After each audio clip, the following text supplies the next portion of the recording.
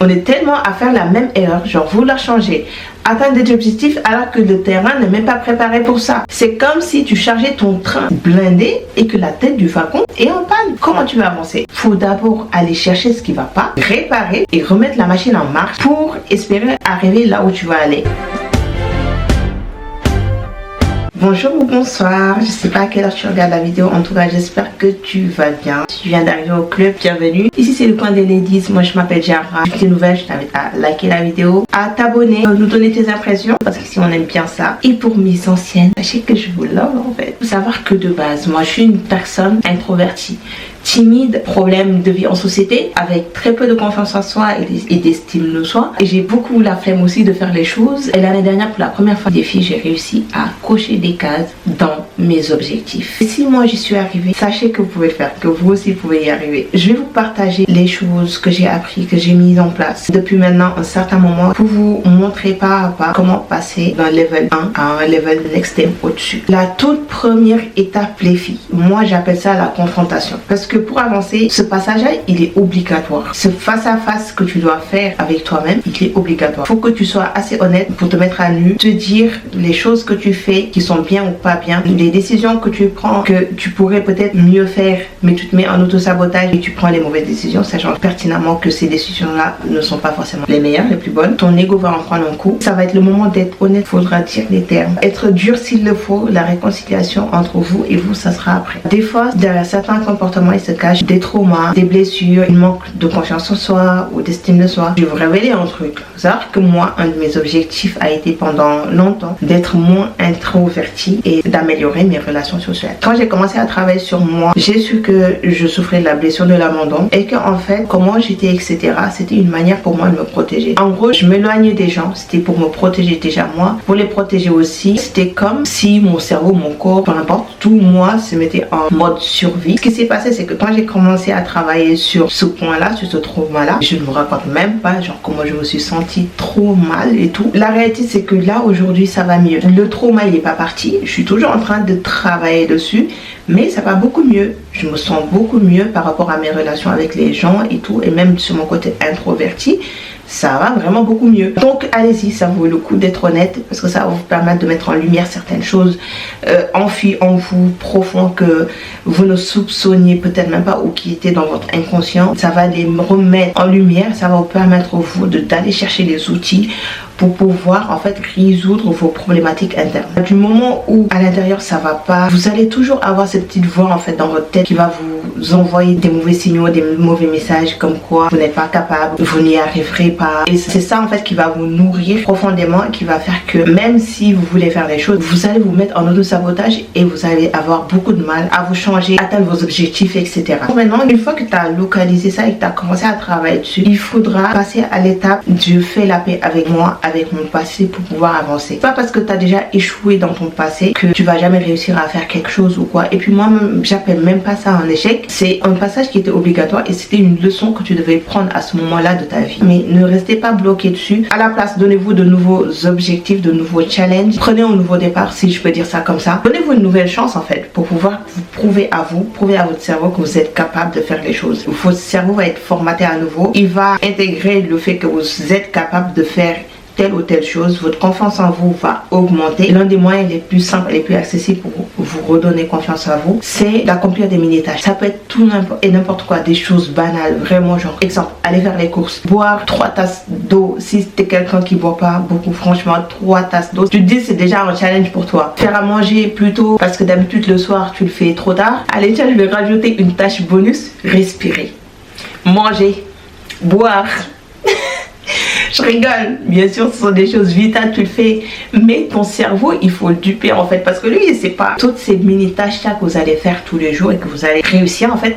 Ça va envoyer un message à votre cerveau pour lui dire que vous êtes capable, que vous avez les capacités de faire telle ou telle chose, et à force votre cerveau en fait il va intégrer ça et c'est ça qui va faire grandir votre confiance en vous. Moi c'est comme ça que j'ai fait, ça m'a vraiment beaucoup aidé. Bon, je vais fermer la parenthèse, on revient un peu à tout ce qui est trauma, faire la paix avec son passé et faire la paix avec soi-même. Ce qu'il faut faire en fait les filles, c'est vraiment genre d'essayer de tirer quelque chose de ce qui vous est arrivé dans le passé. Je me dis qu'il y a toujours une leçon, quelque chose qui est caché derrière les choses qu'on traverse. Il faut savoir que ce que vous avez vécu, ça ne vous définit pas vraiment. Vous deviez passer par là, mais maintenant c'est à vous de changer la donne. La deuxième étape, ça va être de faire la purge. Quand on dit qu'on est ce qu'on regarde, on est ce qu'on consomme, on est qui on côtoie, mais c'est tellement vrai, on se rend vraiment pas compte, genre la puissance de l'influence que notre environnement, des personnes qu'on côtoie et tout, ce que ça a sur nous. C'est pour ça c'est très important de choisir ce que tu regardes, ce que tu écoutes et tout. Si tu entends un message qu'on te rabâche dans les oreilles tout le temps, à force, ce message, il va s'imprégner dans ton cerveau,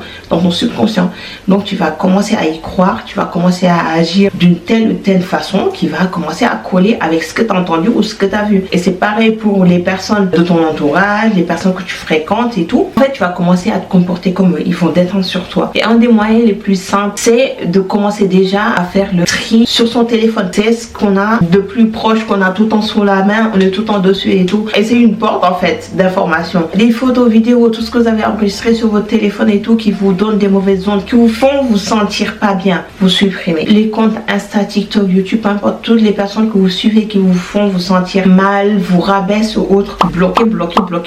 Tu bloques les gens qui sont autour de vous, qui vont vous sentir misérable, pas bien, qui vous rabaissent et autres. Bye. Ciao, next, arrivederci. À un moment donné, il faut savoir se choisir. Il faut savoir choisir ce qu'on laisse le pouvoir d'avoir une influence sur nous ou pas. Quand il le faut, faites le choix qu'il faut pour vous sauver. Maintenant que les bases sont posées et que tu as fait cette première étape qui est très importante, on va passer au next step qui va être d'établir sa vision. C'est elle qui va te permettre en fait de mettre des mots sur tes pensées. Donc pourquoi est-ce que tu veux changer?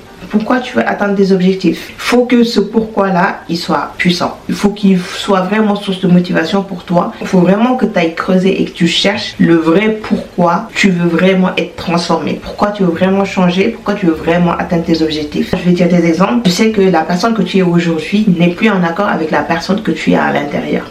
Donc tu veux changer pour ça.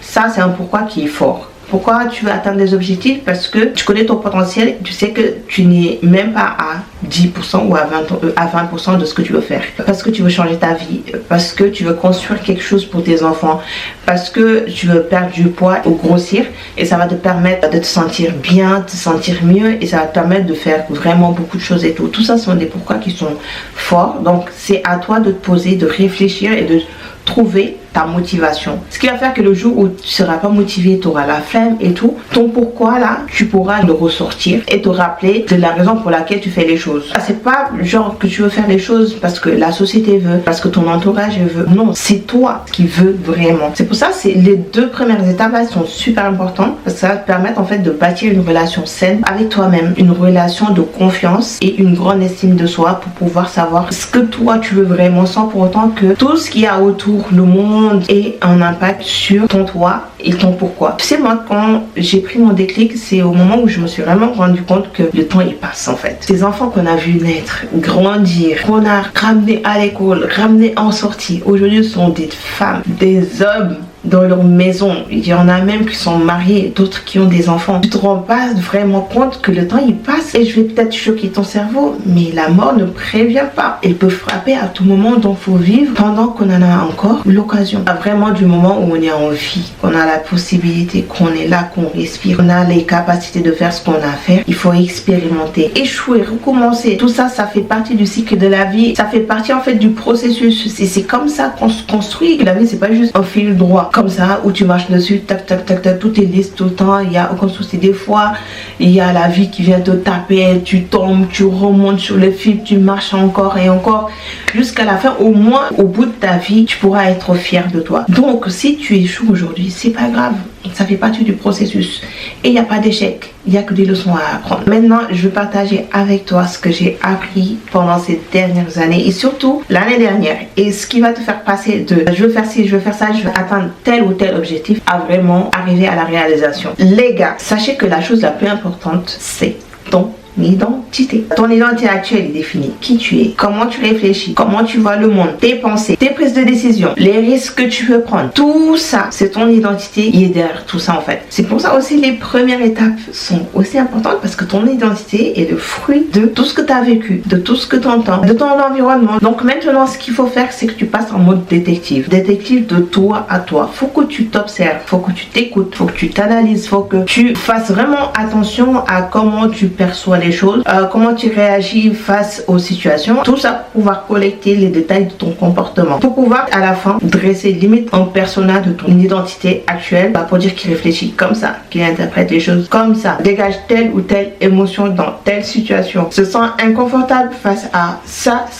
Maintenant, tout ça, à la fin, l'objectif est simple, pouvoir te débarrasser des mauvais comportements de ton identité et les remplacer par de nouvelles. Maintenant, tout ce qu'il y a de bon dans ton comportement actuel, tu le gardes. C'est ce qui fait ta force aujourd'hui. Faut juste pas oublier qu'en fait, il est possible de se réinventer à tout moment. La personne que vous étiez il y a 10 ans n'est forcément pas la même aujourd'hui. C'est le cas pour moi et c'est le cas certainement pour toi aussi.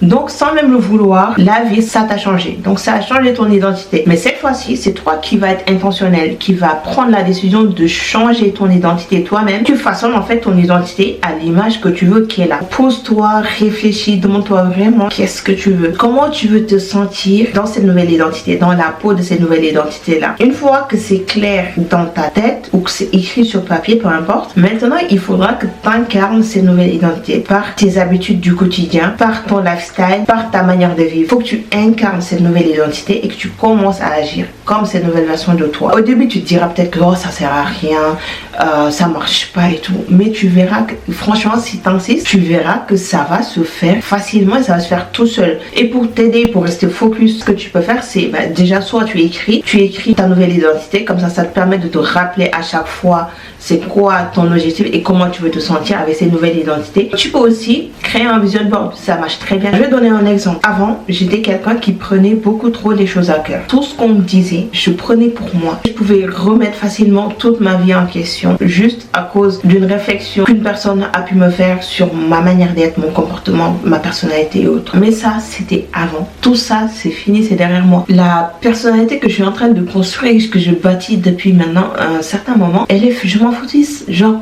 je m'en fous, t'as une opinion de moi sur ma personne ou autre, ça te concerne toi, ça ne me regarde pas, parce que je suis consciente que j'ai mes défauts et mes qualités comme tout le monde.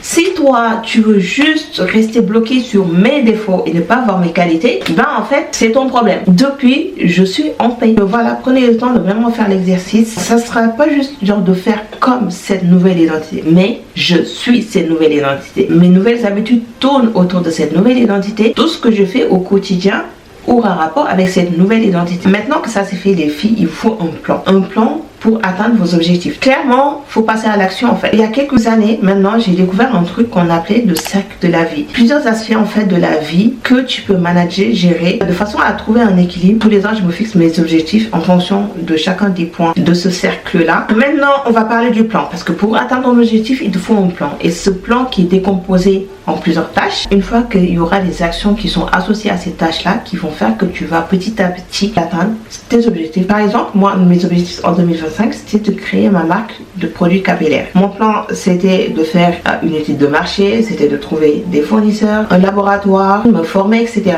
Une fois que mon plan était défini, je suis passée à l'action. Donc pour chaque étape, j'ai commencé à faire ce qu'il fallait pour ça. J'ai commencé à chercher des fournisseurs. J'ai commencé à contacter des labos jusqu'à trouver un labo. J'ai commencé à me former. Même si à la fin j'ai eu un souci administratif qui a fait que j'ai pas pu créer mon auto-entreprise, mais mon produit il est tout prêt. C'est en phase de test actuellement, mais mon produit il est fini en fait. D'ailleurs j'aimerais trop vous faire participer au projet, à la création des produits concrets, des produits incroyables. Je te laisse me rejoindre sur Snap. Si par exemple ton objectif est de mettre 1200 € par an de côté, ce que tu vas commencer par faire, c'est de lister tes charges fixes. Maintenant, tes charges variables. Voir comment tu peux réduire tes charges variables, puis mettre 120 € de côté tous les mois.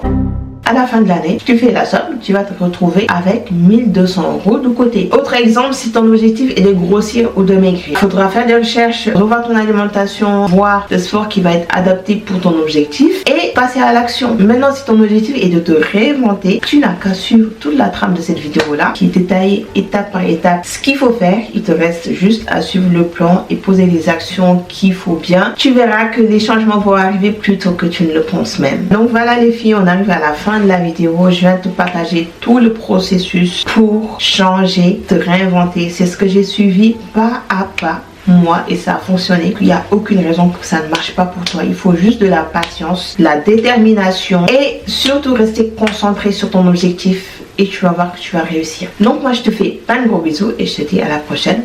On se donne rendez-vous à une prochaine vidéo.